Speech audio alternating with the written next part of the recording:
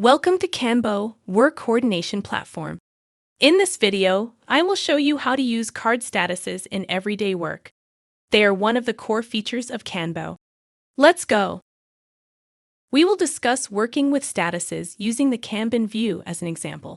This is the most basic view which lets us focus on space features. One of the first KanBo features you deal with is the card status.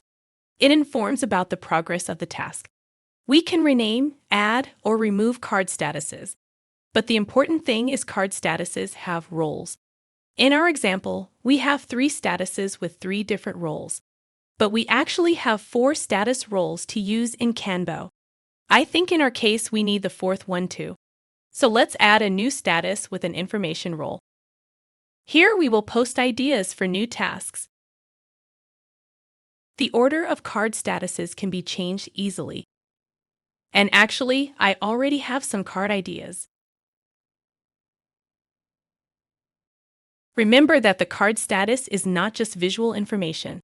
By knowing the status of the card, KanBo can calculate the work progress at each stage of the project.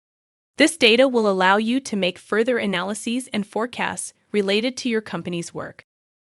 You can watch the progress of the task at a glance by looking at the circle around the card status symbol. This indicator shows the card realization progress. When a card or its part, like a to-do list item, is completed, you will see that the circle will begin to fill. Every step, even the smallest one, brings us closer to our goal. Discover more KanBo features together with us. See you in the next video.